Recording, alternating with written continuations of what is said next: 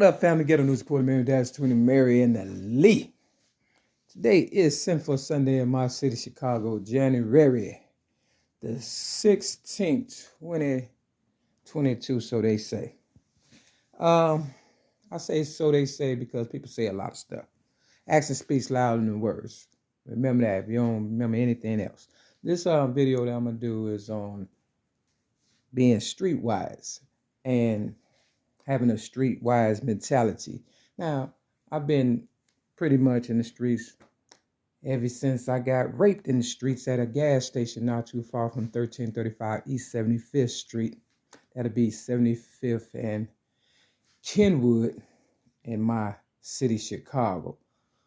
At a gas station that, you could go in back in the day and, use the bathroom. 5 guys lured me in there with my messed up mind at the time, you understand what I'm saying, and took advantage of me. And as a result, they came up with 5 guy restaurants and stuff. Unbeknownst to me, they was out long before I was aware of it, which was not too long ago, maybe a few years ago. Now, everybody has gotten paid off of my, rap legacy and my heartache and pain and all that. Kevin Hart came out with Laugh at My Pain, and, people that want to get in the industry and who is not streetwise, you understand, tend to, look at the streetwise people to build their characters or whatever it is, you understand, revenue. And, they would be nothing without real streetwise people. And some people get in the industry, try to make a difference, in the street and in the industry, but the industry is built and designed to dismantle the people in the streets and rape us from all our streetwise adventures or come-ups or stories or whatever the case may be, you know what I'm saying?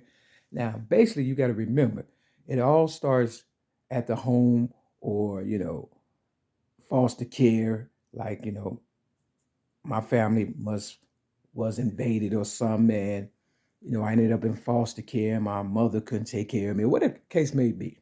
Long story short, I made it through, a whole bunch of bad stuff, the streets, woo wop the bam. I made it. And me being the originator of rap did not make it as far as money, property, and prestige. So when they put me in AA, which was, basically gang meetings, portraying as if, they were AA members, because they were AA members. They was acting accordingly and everything. They know how to, put on a face and stuff to get what they want. And they needed me to see how I would react among them, I guess, you understand what I'm saying, since I had gave my story to Oprah, for a second time in 1995, first time at the age of 17 in 1984, but I gave it to somebody at a mall, Evergreen Plaza. They had like a little audition or whatever, or a booth or whatever in the mall or whatever, recording studio. And you can go in, for a few dollars, and, they had put it on tape. Some I could have did on my own, but, it was convenient, I guess. And they had the original, and they still have the original child abuse rap that I made pertaining to my story. And they knew at the age of 6, I stood up for myself in 1973, and that I was probably going to be a threat. And that's why they put me in the Chicago Sun-Times newspaper at the age of 6 in 1973. So basically, in AA, they used to say, the fight is fixed. Now, a lot of that stuff was going over my head because it was coded language, and I'm sure police were in, the AA rooms, and people who were not my friends and stuff. I don't have no friends. I never had friends, but I've always been cordial and, kind of like a people person, because I sold general merchandise in the streets and made a living, decent living. You understand what I'm saying? To the point people would have thought I was a drug dealer. You understand what I'm saying? But I wasn't. I sold music and stuff, and I was helping them elevate the people, rap, gospel blues, rhythm blues, jazz, rock roll, whatever. You understand what I'm saying? And other general merchandise, to the point they came up with the Dollar Tree store. Now it's the $1.25 store, because, they basically have left me for dead and on a fixed income, and You know, they have stolen things from me, like my car, trying to get my reputation. Now they coming for my memory bank. So, you know, I say like this, if I die, we all die. And in the streets, for real, for real. You understand what I'm saying? For those who are not streetwise, if I tell you, I got to kill you. And if I don't, my higher power will. So, you know, all that innuendo trying to, you know, scare me into paralysis and whatever the case may be. You know how I go. Every story, if you don't comply, you die, basically, and stuff. You know, I said, you know, kick rocks, motherfucker, real fucking talk, because I'm going to do me to the day I die, even if you kill me. So with that, I'm like this. If you don't bother me, I won't bother you. And as long as you owe me, because this is also a street code, I'll never be broke. And then Jay-Z said, if I owe you, I'm going to kill you, or whatever the case he said. You understand what I'm saying? See, you new people need to stop listening to Jay-Z, Tupac, and Wu out the band. Listen to the old heads that was in prison, you understand what I'm saying, because of probably Tupac, Jay-Z, and all that. You understand what I'm saying? Real talk. And a real person like myself was on the low, just kind of, you know, sucking up stuff, game, and giving a lot of game away as far as being, you know, a real person and stuff, thinking that, you know, it'll come back, you know, around where people would be like, okay, that's a real one for real. And if it wasn't for her, I wouldn't be where I'm at. But ain't no honor amongst thieves, and I'm not a thief for real. And not only that, I'm not gonna bite off more than I can chew. That's another thing for real, because you know, that's how wars get started. People not paying up. They, you know, what they owe and stuff. You understand? So it's a generational curse and stuff. So streetwise basically is just being, you know, keeping your nose clean, staying out of people's business, something they never did with me, because I'm a girl and they feel as that they can do whatever with me, and that's where they fucked up at. You understand what I'm saying? Because I am the mother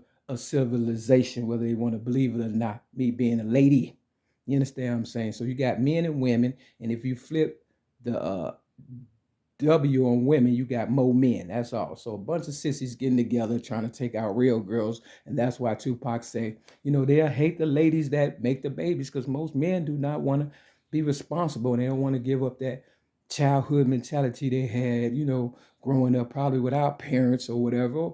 They don't want to address the issues that happen with them as far as being abused and stuff. You know, I've seen pictures of Tupac in a compromising position, and you don't make it to the big screen without doing a few things or strange things for a little bit of change. And he thought, you know, like in The Color Purple, they said, your dead body be just what we need. Who the hell is we and who is they? Because, you know, I have people also, you know, who can, you know, dismantle your whole army also. And he was talking all that military Black Panther stuff. The Black Panthers made over $1 billion at this show. You know, rap has generated trillions of dollars, and I'm worth at least a zillion just off of rap and a whole bunch of things that I've come up with. And the culture as a whole is worth a zillion. If it's only so many billion people in the world, everybody could have been a billionaire 10 times over. That's why Young M.A. said, you know, I must be a billionaire, speak that into existence, because giving her $1 billion is nothing compared to giving everybody 10 billion. Hell, they'll give one person billion or a couple of people billions and stuff and keep the rest for themselves. And the real Mary McNamara's, who fought long and hard and did the right thing, end up dead, you know, in jail, railroaded, you know, looking crazy, and, you know, people picking with them for the rest of their life and stuff. And young people come up thinking, you know, I'm a nobody, because they don't know the history or the herstory behind my story.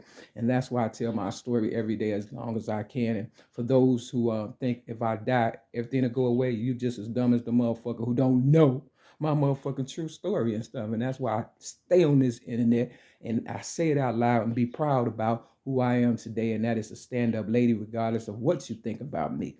You're just mad because you can't tell the truth, because you've been living a lie so long. And I said, I'd rather die telling the truth than living a lie. You understand what I'm saying? Because nobody respects a copycat lying ass motherfucker and shit. And most of y'all motherfuckers know I'm telling the truth, even if you don't know my story, just by me walking around by myself. You understand what I'm saying? For real, for real. Yeah, I have no other choice. They've left me with nobody to what you call, you know, protect me other than my higher power. And my higher power is doing a damn good job. I want to thank my higher power on video. You understand what I'm saying? So for the ones who don't know, it's not your fault. It's just the way you was taught. Making my presence known, holding my own, you know, talking to my homies on a cell phone. Well, enough said and done.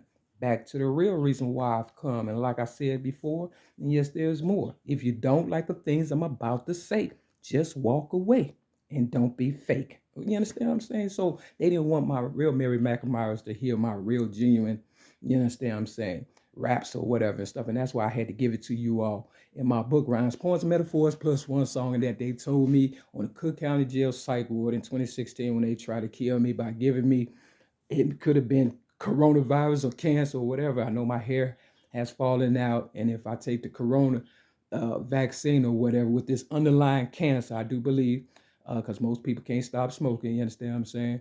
And I don't drink, drugs, smoke, or fornicate. That's another reason why they hate me. You know, if I take the vaccine, you know, it would compromise.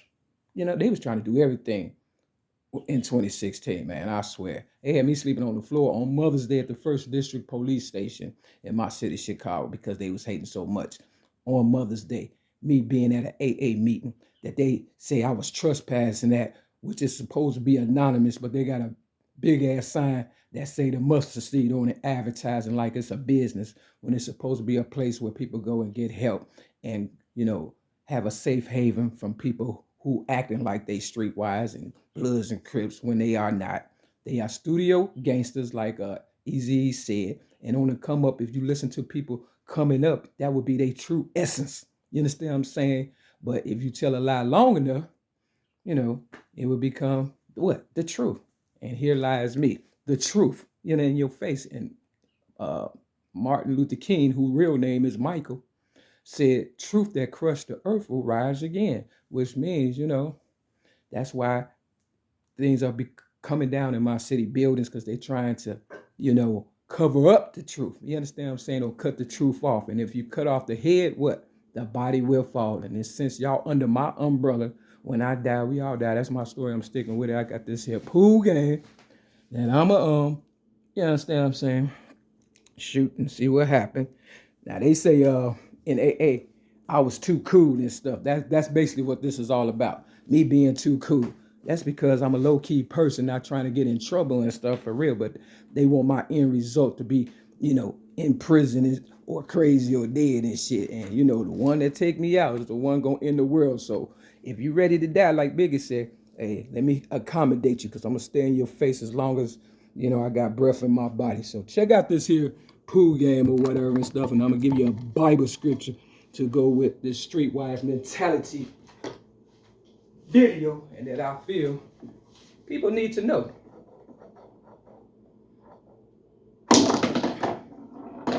Now, this is the 7, and this is the white ball. Everywhere I go, trouble follow me. Why? Because white people come a long way just like I have. You understand what I'm saying? Kudos to my white family. Now, even, you see this shirt I'm wearing is maroon, right? This is maroon. That's how, you know, cool I am, since y'all think I'm cool, right? You understand what I'm saying? But even Tupac said 7 is the number of completion. So I am trying to complete this here bullshit that y'all sent me through. You know what you did. You know you owe me. As long as you owe me, I'll never be broke. If anything happens to me, if I die, we all die. You put your life on that. And if not, white people will kill you, because they don't want to go back to the Caucasus Mountains and stuff. Y'all will end up back in slavery. They told me that. Guard, you said they said you sent us back 500 years. I said, no, you sent yourself back. I did everything humanly possible, and my white counterparts know I'm not lying. You understand what I'm saying? To save my race of people. But y'all are stiff-necked people, and you know, it is what it is. So, left hand, pay attention. This is 92. 92 through 94. This is on page 522. Psalms chapters 92 through 94. And over here, 523. I had a so-called friend by the name of Doris, who is a nurse. Her birthday is 523. This is Psalms 95 through 97. Stop trying to steal my sobriety date. You understand what I'm saying? Which is Christmas, December 25th, 1997. Somebody just want to see me dead because they can't stop drinking, drugging, and smoking. With that, this show get a news Porter Mary Dash, 20 Mary to Lee. Streetwise to the day I die. Peace.